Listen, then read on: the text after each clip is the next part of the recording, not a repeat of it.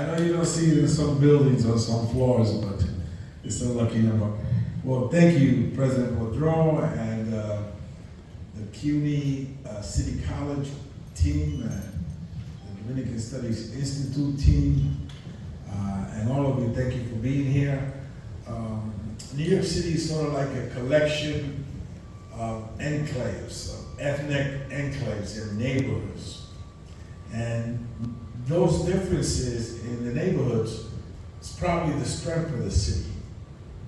The fact that we're able to have Harlem in my district, which is the historical capital of the African diaspora in the world, and El Barrio, which I often say is a launching pad of the Latino experience in the Northeast. And you have Washington Heights, which is now being displayed in Hollywood, and it's the center of the Dominican diaspora. And you have the Northwest Bronx that has an Albanian community and a small Vietnamese community and a West African community, and of course, Mexican communities there and in East Harlem, and the traditional Puerto Rican community, which is the one that opened the doors for Latinos here in the city.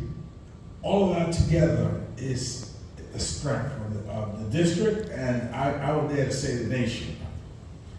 But if we don't document those stories, if we don't document what those communities have given to the city, we perish.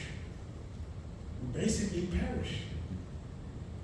It would never be known. I mean, one of those stories that I unfortunately like to tell, I say unfortunately because I think it should have been like that.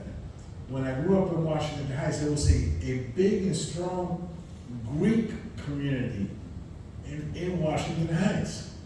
In fact, Maria Callas, the great opera singer, went to George Washington High School.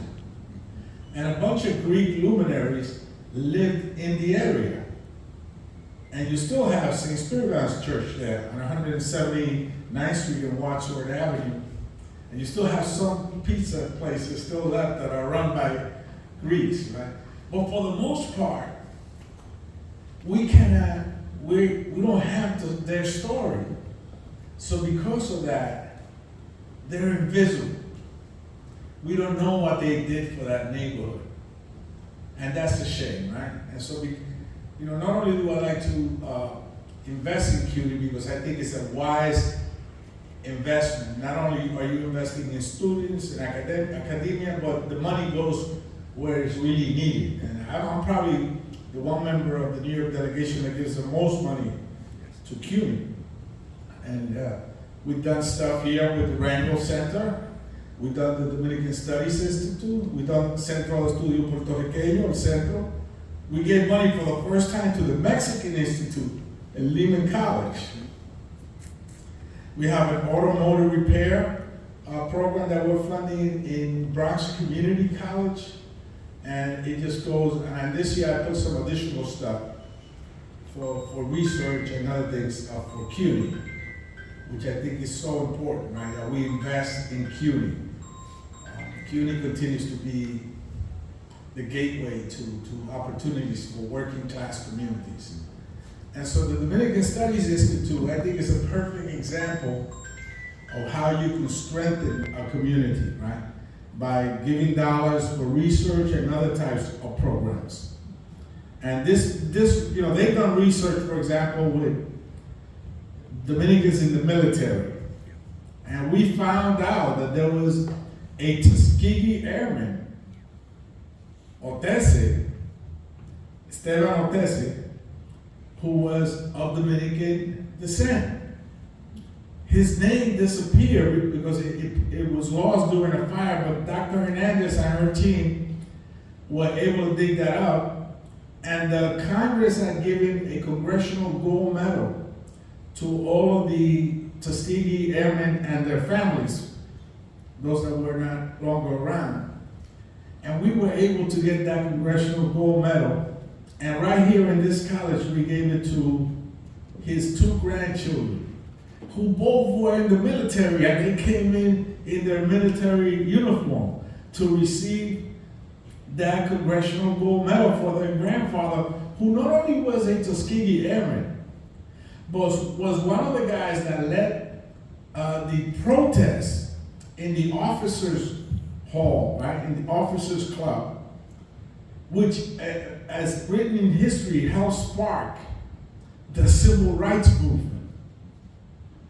And so this guy was nowhere around, nobody knew about, but Dr. Hernandez was able to find out about him. She found out and eloquently displayed the history of Juan Rodriguez. She has done now stuff on music, and she's doing something on Normandia Maldonado, which is a historic folklore dancer, which we have a post office named after on 165th Street. So this is real work. These are our fingerprints, right? She works on making sure that our fingerprints remain alive and that people that come behind us will forever remember who we are, who we were, and that strengthens all of us, right? That makes us stronger as a community, as a city, as a state, and as a nation. In fact, the way we fight back now is by strengthening this identity that she's stubbornly trying to preserve. And so I commend her for her work, and I'm glad to give being able to allot $3.1 million for this program, and there's more to come. Dr. Ramona Hernandez is a gem and continues stubbornly to not give up on what she believes. She has me as an ally and a friend, as does Dr. Boudreau, who I think has been very supportive of all you students. So with that, I give you none other than the great distinguished scholar and leader of the Dominican Studies Institute, Dr. Ramona Hernandez.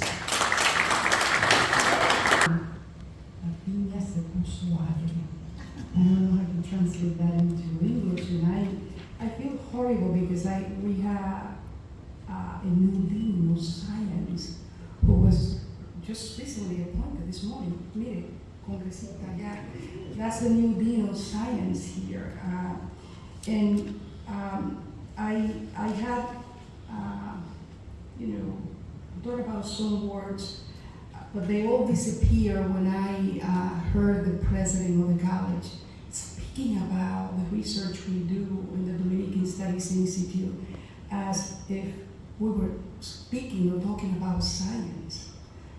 People usually talk about this, scientific stuff,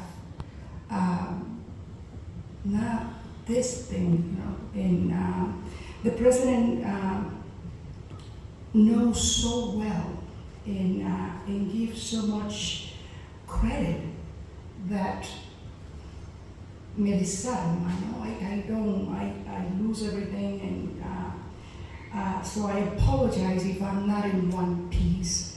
I have to, many of the people that are here, sir, are from the Dominican Studies Institute, including the new archivist, Sarah Hopley, is our new acquisition. But I also have what we call a machete, which is Professor Fidel from Queens College. There he is, young rising star from Queens College, a historian, who also graduated from City College, went to Princeton, and then is a professor at Queens College, and it's very close to the Dominican Studies Institute. If I don't mention the name of the people, I don't see well, and now I see less. This is to expand an institution that is the only one in the United States. It's the only one outside of the Dominican Republic. And Congressman, you are right, and like always. As another problem, whenever I am with him, I wanted to impress him because he has been very good, not just to the Dominican Studies Institute, but to the Dominican people in general.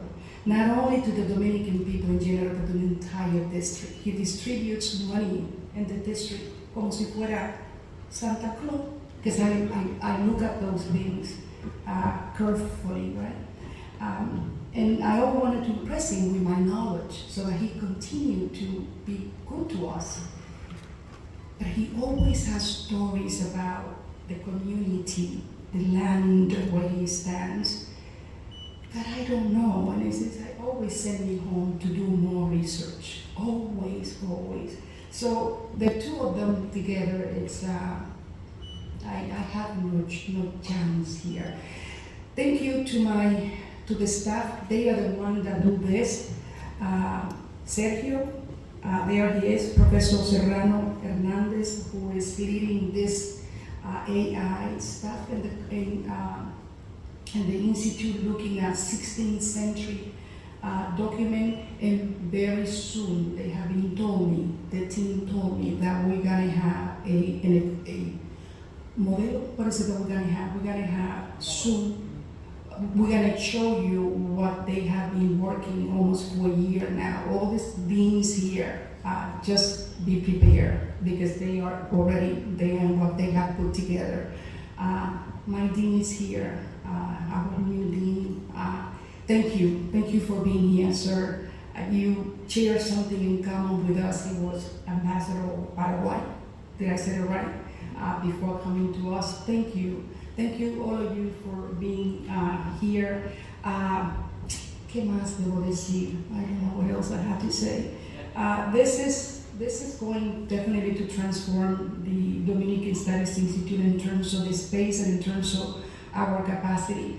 Y gracias, it's good that the young people are seeing this or witnessing this. I'm here, but I'm moving forward at some point, and they will continue with the legacy. Muchas gracias, señor Congresista. There's more to come on the veteran. You will see.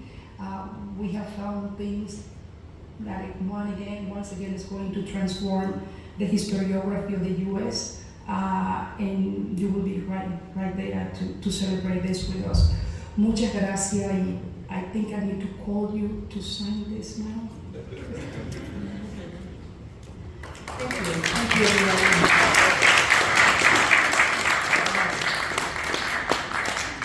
Don't check my credit rating. I'm still recuperating from my student loans.